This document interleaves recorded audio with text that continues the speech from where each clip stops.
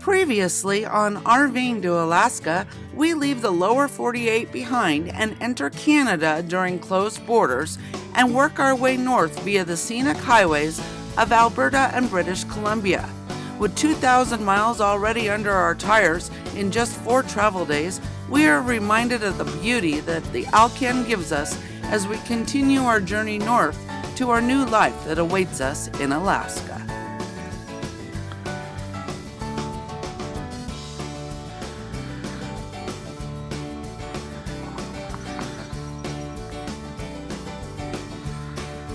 Well, good early Monday morning.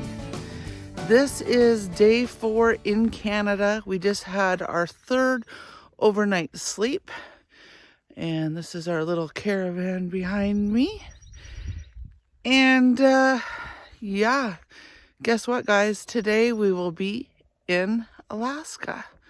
So we are currently just south of Teslin, Yukon, in the last little dog leg of British Columbia.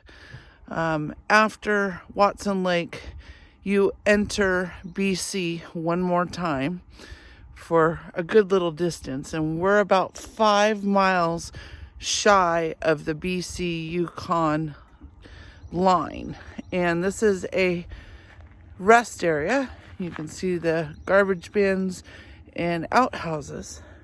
And we pulled in here last night to stay out of any populated areas and, of course, camp for free.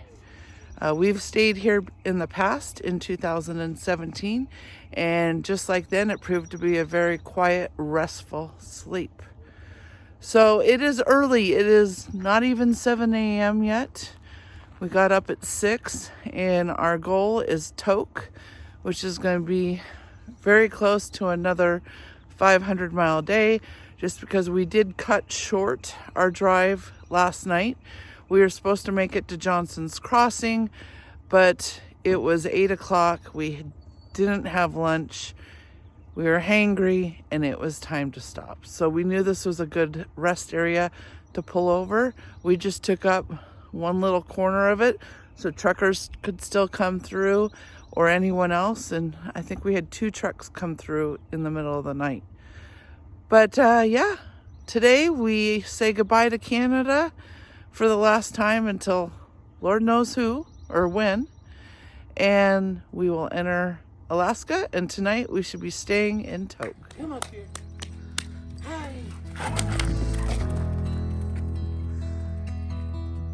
She needs her morning runs. Oh yeah. Oh, turn around. And inside. She's done.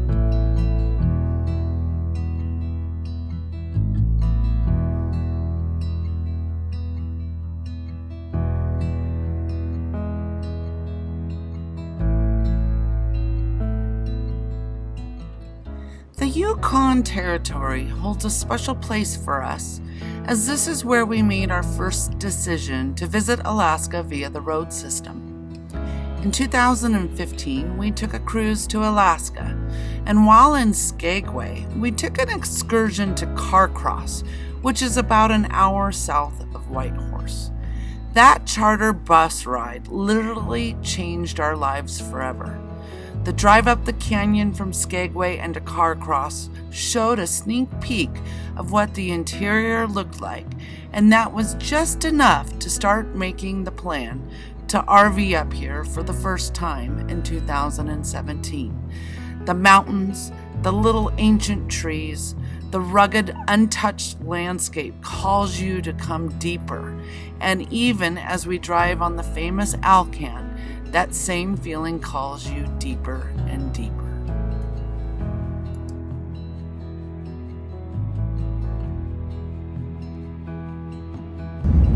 There to the left, a little bit of cloud lifted off, and you can see the peaks and the lines. Yeah, I'm noticing that. Very nice, very nice.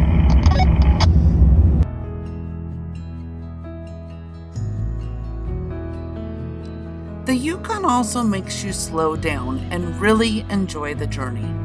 The road north of Haines Junction is where the road starts to deteriorate and will make you come to a slow crawl in some spots due to what is known as frost heaves. Before we get to the worst part, we decide to stop for a lunch break and take a walk above Kluane Lake, one of the many breathtaking Arctic lakes in the Yukon.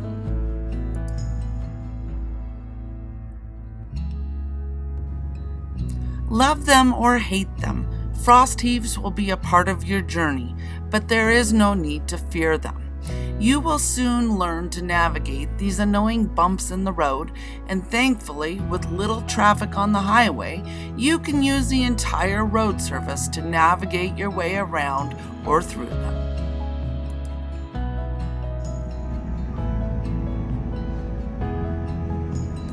This area of the Yukon is also grizzly country, and don't be surprised if you see a fuzzy grizz anytime during your travel through this area. I stopped and enjoyed this little fella while he grazed on roadside roots for a few minutes before continuing on towards the border.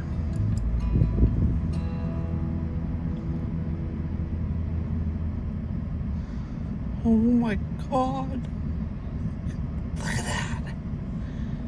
Just remember, always stay in your vehicle, give plenty of space to the animal, and don't have any interaction with the bears.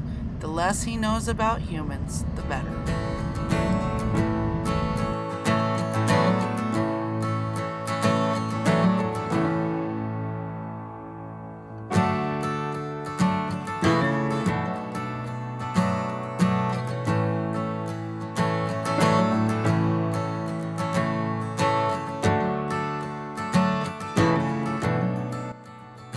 The last stretch of the Yukon is when the road really slows you down. If you're wondering what a frost heave actually is, it's an upward swelling of soil during freezing conditions caused by an increasing presence of ice as it grows towards the surface. You will find it affecting paved roads more than dirt, as it will crack the road's surface since it's not natural. Many techniques have been tried to control frost heaves, but for the most part, Mother Nature always wins this battle.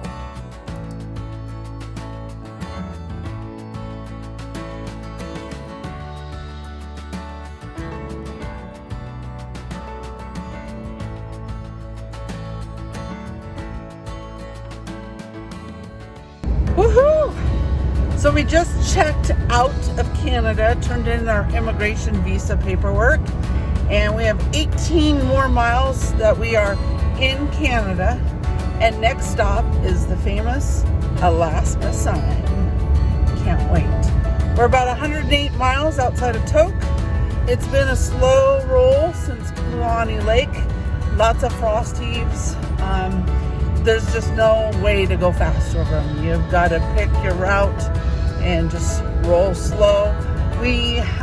Sophie and I picked up an extra hitchhiker, and Spirit unfortunately got car sick from the frost heaves.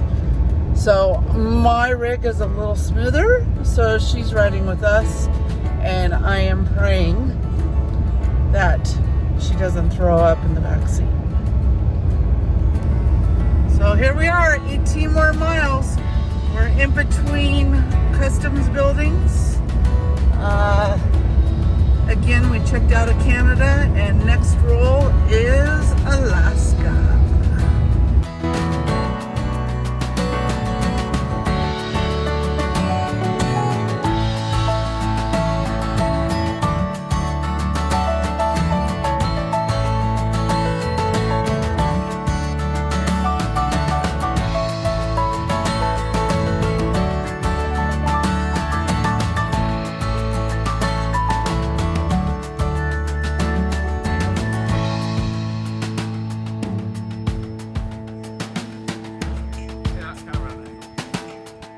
We have arrived.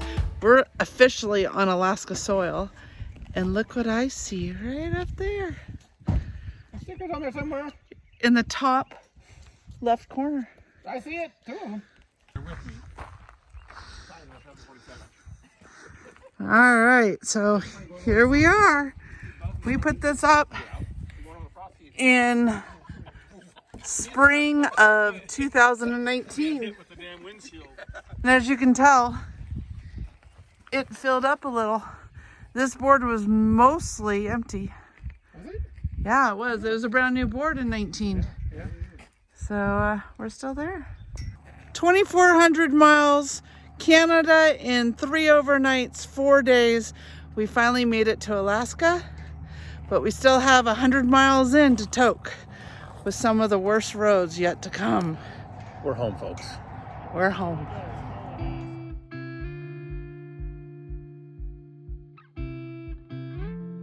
All right, we are through the U.S. border. Super easy. All they asked is if we bought anything in Canada, and I said just fuel. And then he asked if we turned in our immigration paperwork, and I said yes, sir. And he says wonderful. Have a great day. Hand me back my passport.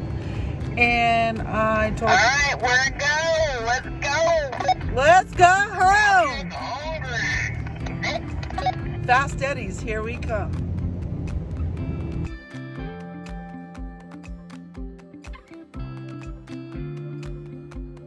As you can tell, we were excited to be back in Alaska and in the final home stretch of our journey. First up is Tok, 90 miles away, which is our next overnight destination at the famous Sourdough Campground, and dinner at Fast Eddie's, a ritual stop coming or going when in Tok.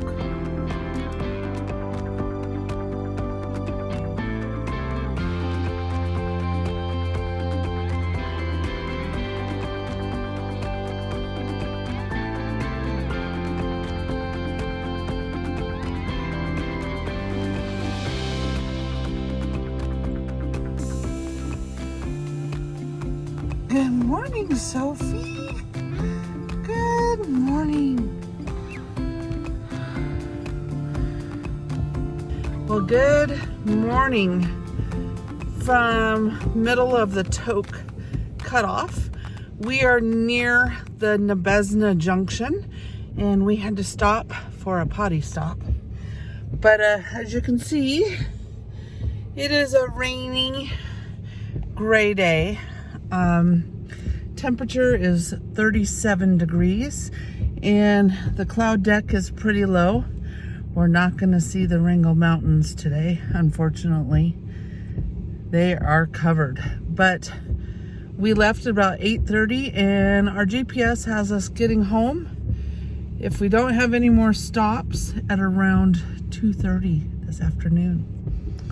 We had a really good night's sleep last night at the Sourdough Campground in Tok. We also had an excellent meal at Fast Eddie's, and we stopped at the Three Bear Shell in Tok to fill up and say hello to Tracy, our friend that actually owns and operates the Sourdough Campground. But all is good. It's about a 5.5, 6 hour drive today to home, and we're getting her done. It's been a long, I think this is 6 days of driving, and we're ready to be off the road for a while. Looks like everybody is getting back to their vehicles, and our potty stop is done. So we're gonna get back on the road and work our way to Houston, Alaska.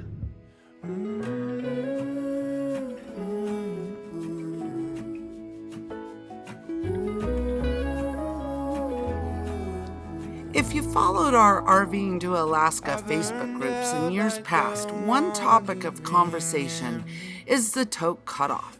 In 2019, the state began a resurfacing project to repave the more problematic sections of this road, and we were happy to report that for the most part, the road is greatly improved and is no longer worthy of a detour. You still may need to slow down in parts of it, but for some sections it was smooth as butter, a strong contrast from years past. So if you fear taking the Tok cutoff due to past year's reports, fear no more.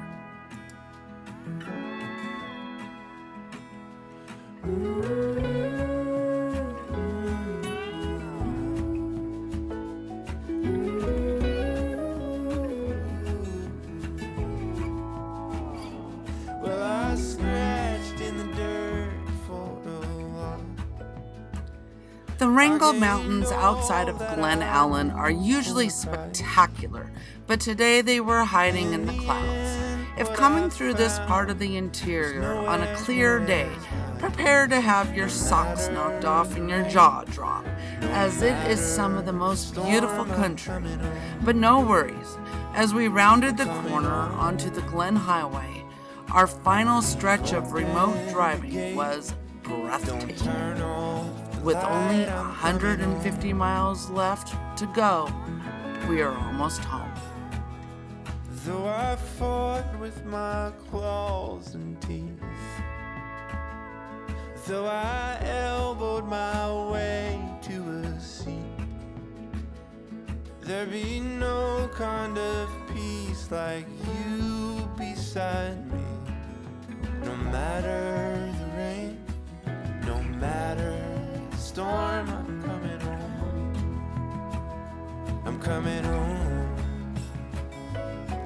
Leave open the gate, don't turn off the light. I'm coming home. I'm coming home. Nothing's as it seems in the photo. Nothing is as sweet going solo. Nowhere I can ramble or roam could change my mind, could slow my coming home.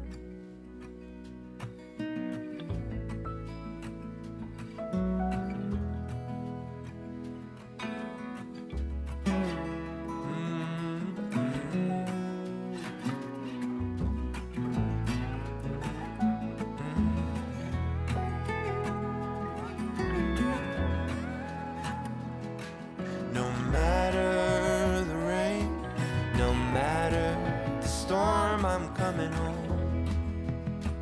Oh, I'm coming home. Leave open the gate, don't turn off the light. I'm coming home. I'm coming home.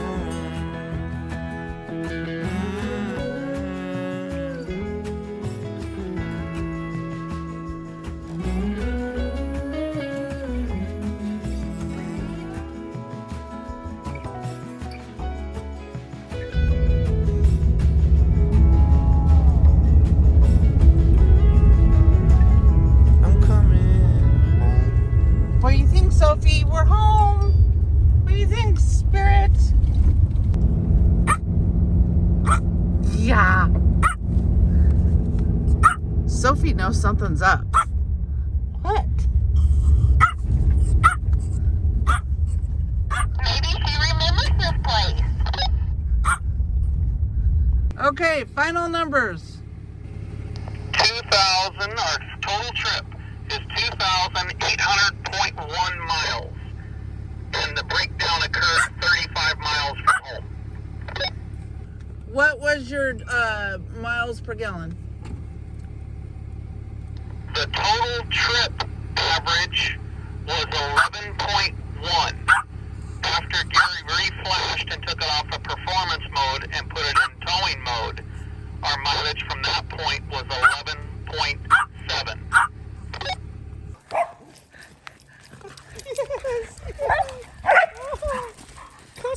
Cussing us out. Well, Gary should be here any minute. We did have a slight hiccup as we came into town. As we rolled into Palmer, we noticed that we were losing fluid.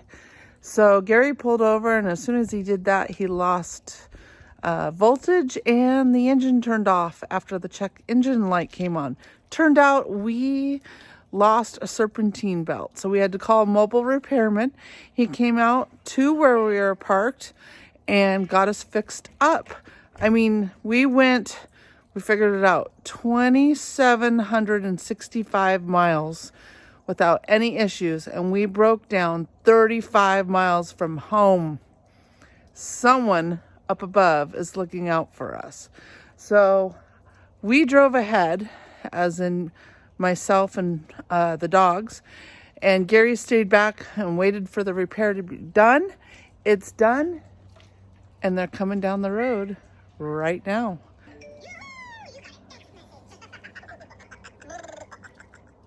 And there's the text. They're turning on our road.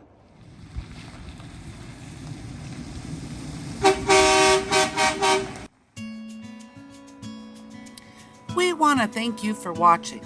We would be so honored if you hit that subscribe button below to stay tuned for more adventures as we begin our new full-time life here in Alaska.